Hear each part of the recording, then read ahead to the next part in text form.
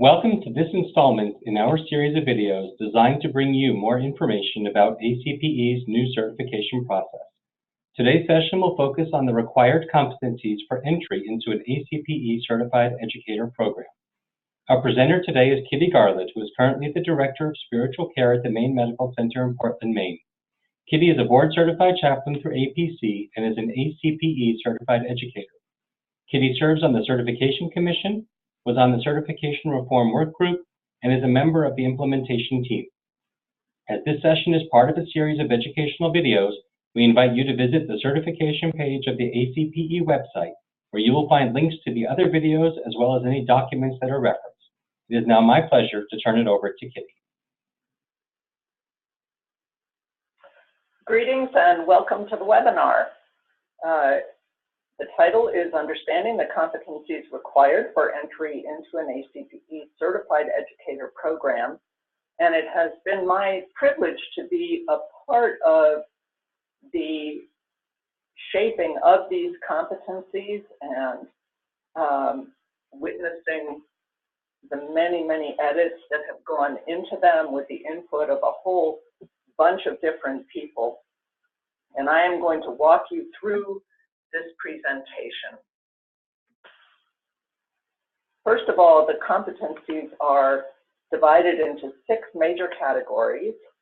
Professionalism, which really carries, each one of these competencies carry across the competencies that are required at each stage of the training process.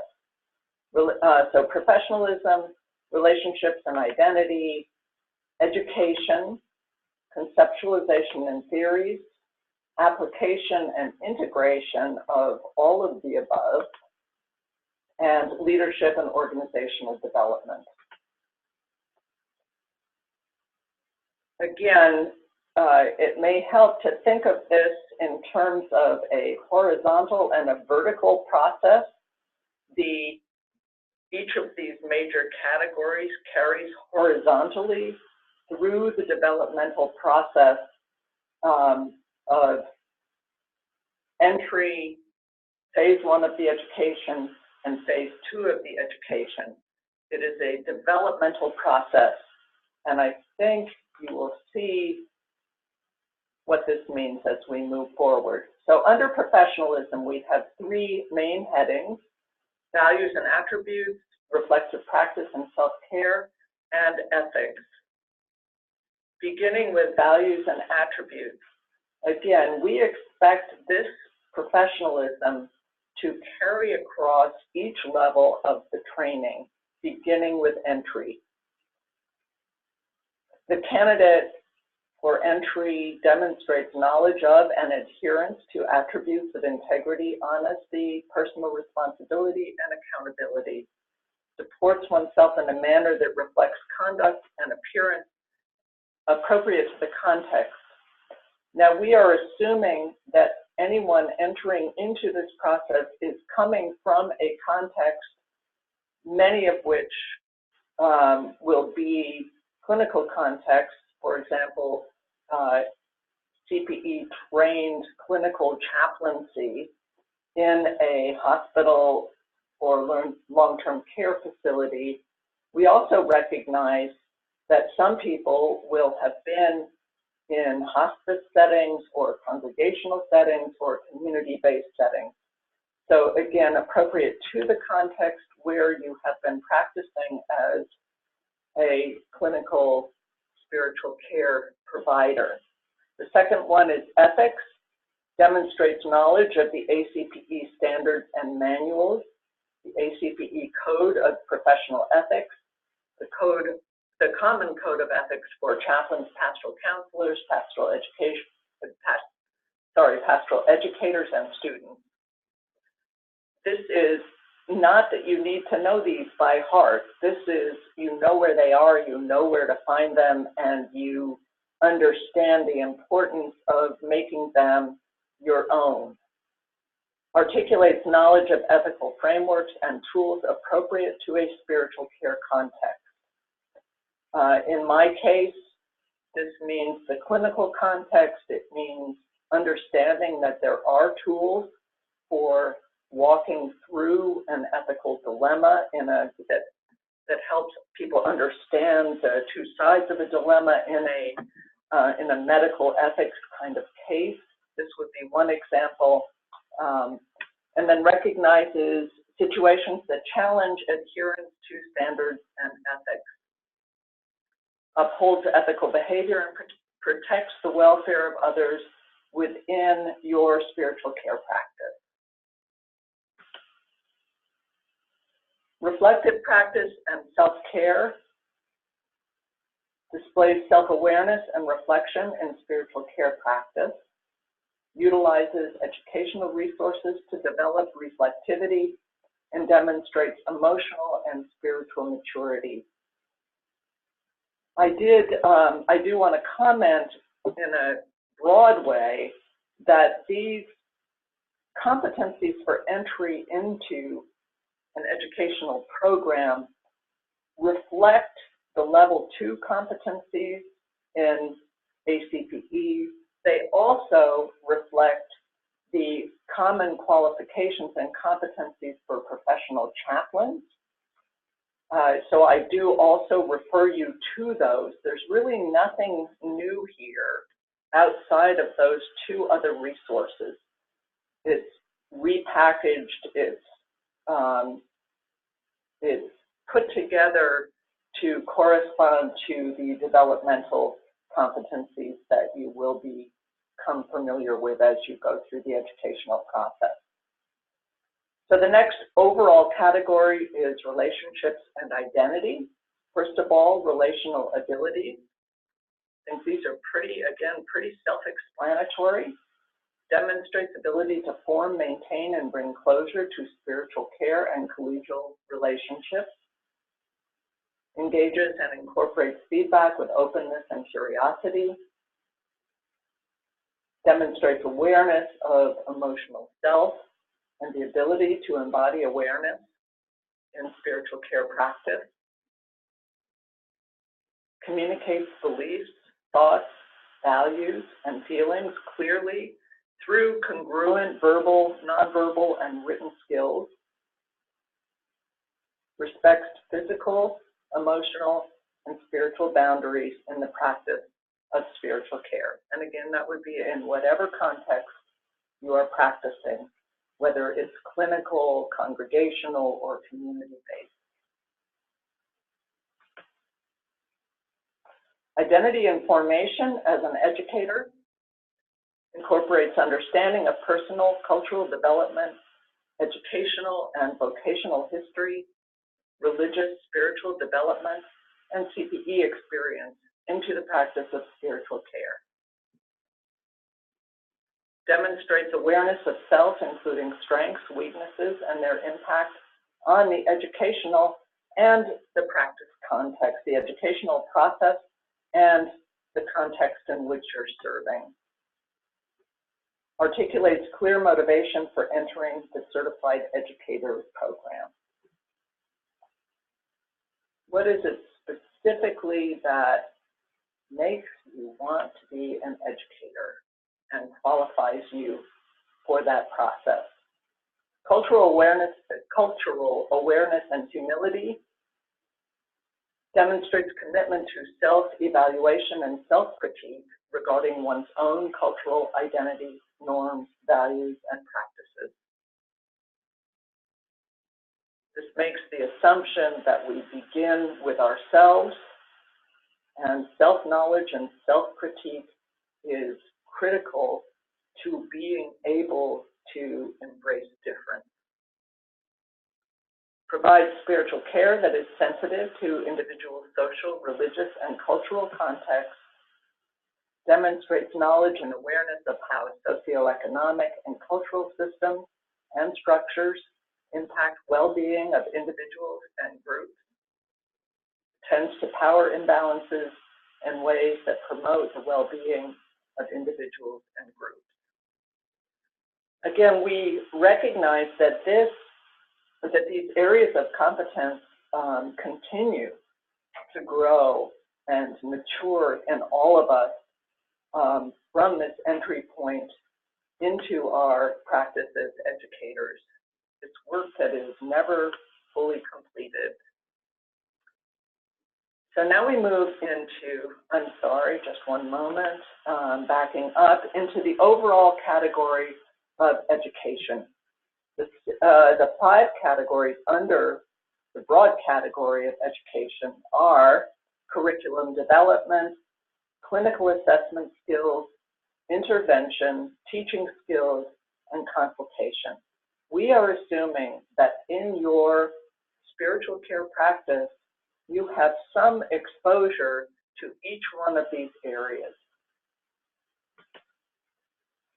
Beginning with curriculum development, demonstrates knowledge of the clinical method of learning and articulates the structure of a CPE program and its constituent parts. Again, it doesn't mean that you're designing the curriculum, but it shows that you have used a curriculum in your training. I mean, in terms of being as a student and understood the clinical method of learning. Teaching skills exhibits the ability to mentor others on pastoral professional functioning, demonstrates ability to instruct and facilitate reflection in other learners or professionals. So this could be in a clinical setting, in terms of doing an in-service for physicians or nurses or others in a clinical context.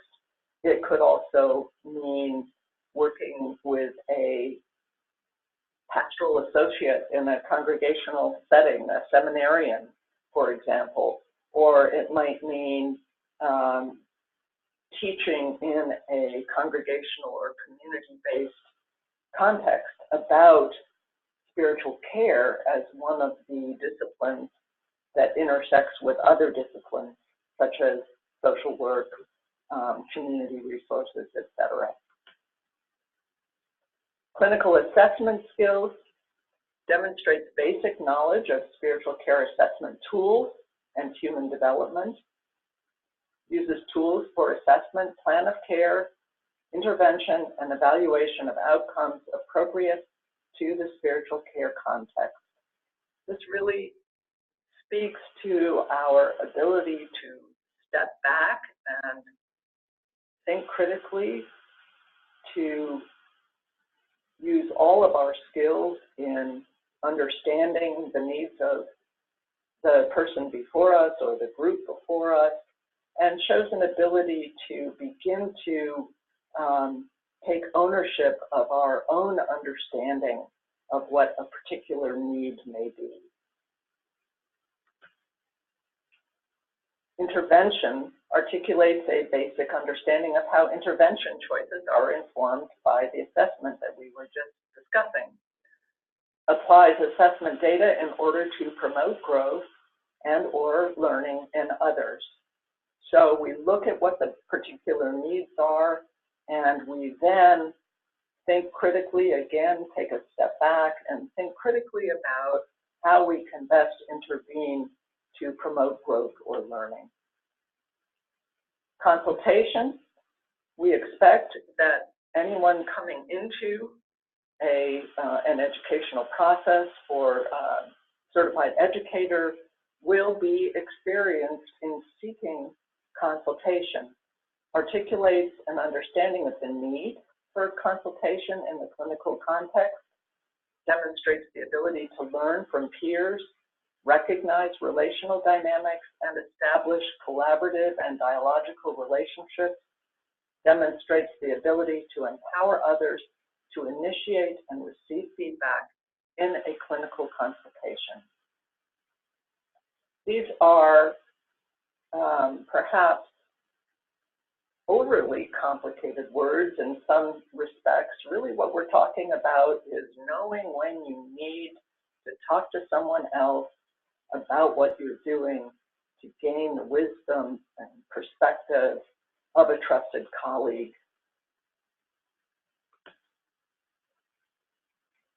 The next general category is conceptualization and theories.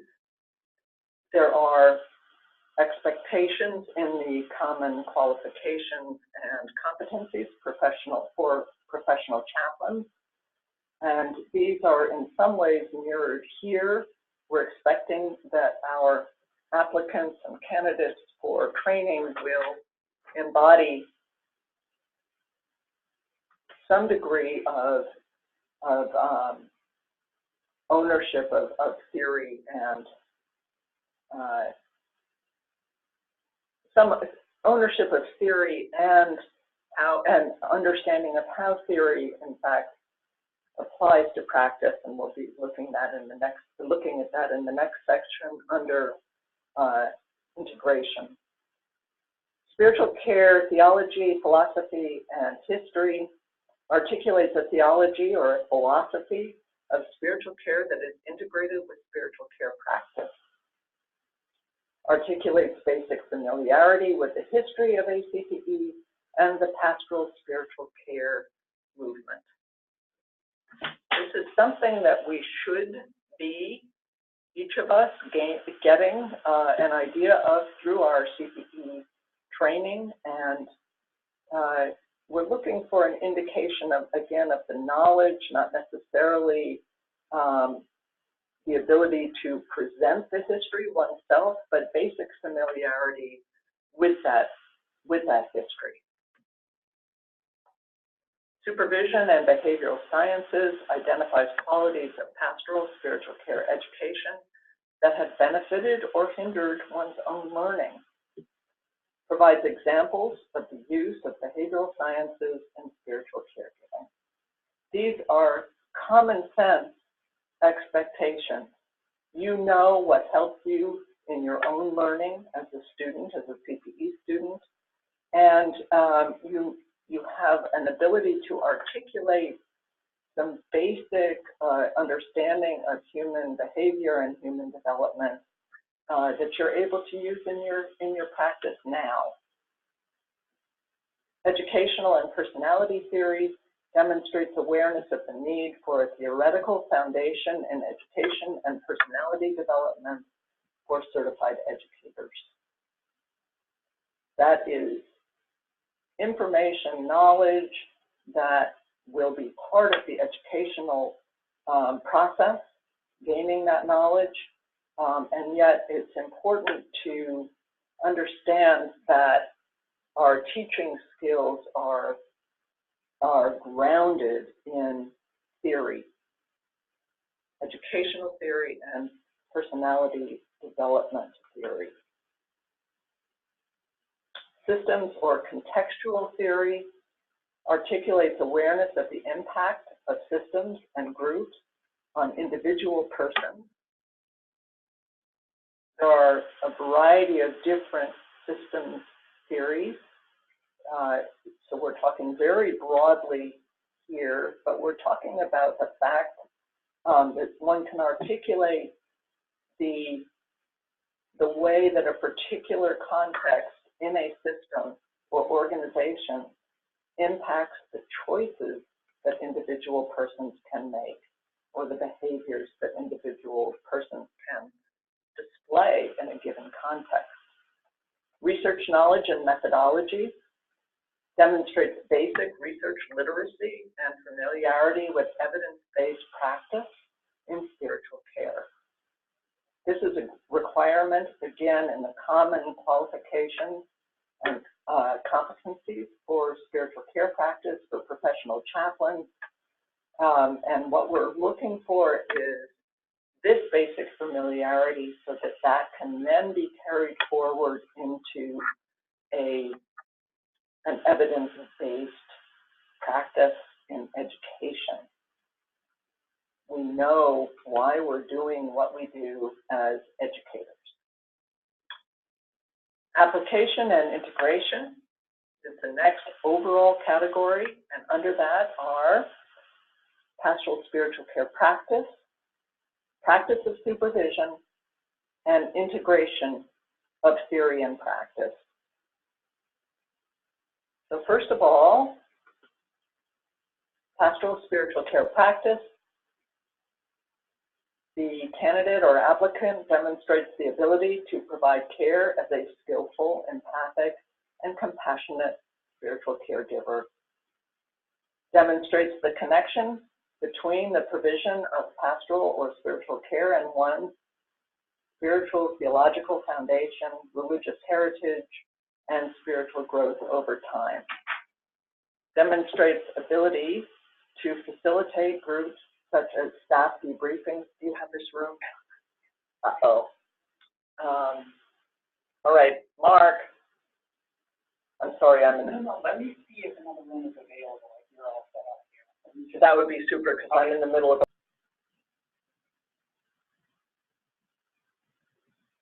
All right, we've come to pastoral spiritual care practice. We're looking for an applicant to demonstrate the ability to provide care as a skillful, empathic, and compassionate spiritual caregiver, demonstrate the connection between the provision of pastoral or spiritual care and one's spiritual or theological foundation, religious heritage, and spiritual growth over time, and the ability to facilitate groups such as staff debriefings and support groups. Again, this applies not just to a clinical setting. This might involve working in a committee framework, in a community-based setting or context, or a congregational-based context, where there are also going to be needs for support groups and professional counsel and support across disciplines.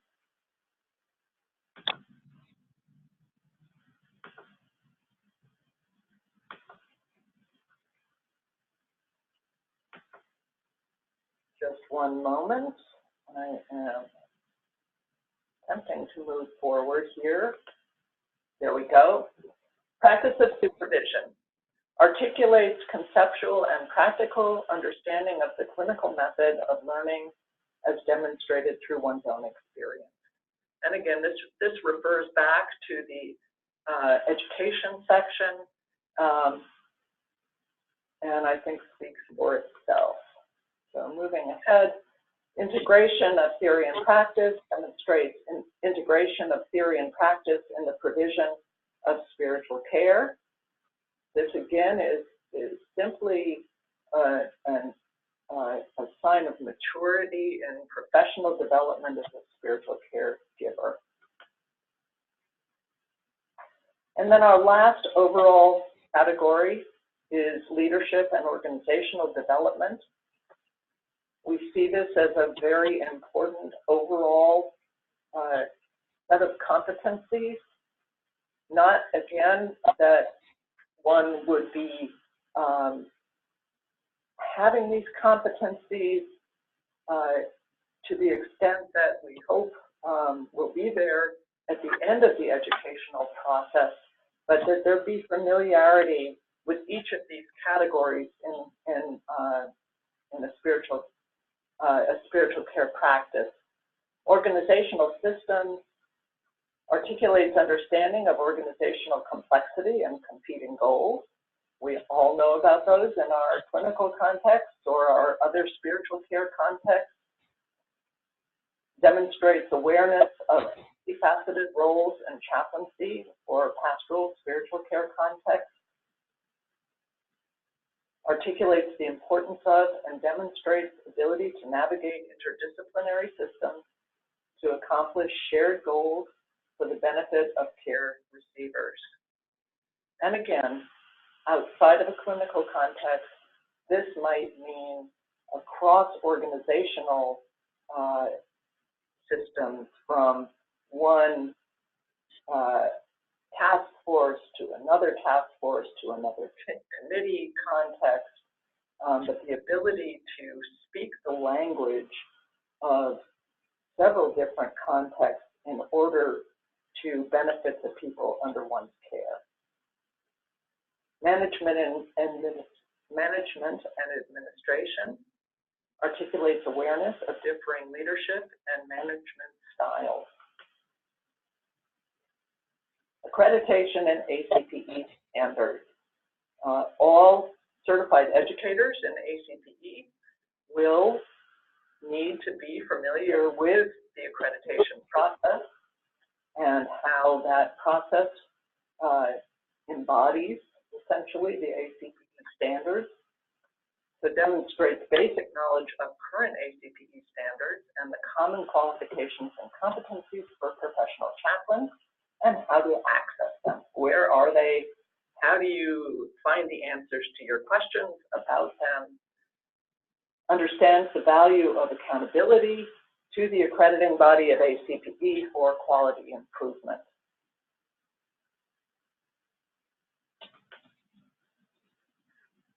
And continuous improvement. The ACPE accreditation process is one mechanism for quality improvement. There are many others. Articulates organizational strengths and weaknesses from current and previous spiritual care contexts. Articulates the role of chaplain, spiritual caregiver, as a potential change agent. So how do you identify the things that need to change in your context, that could improve in your context, according to the weaknesses that you have encountered? And how do you begin to set goals and a vision for change?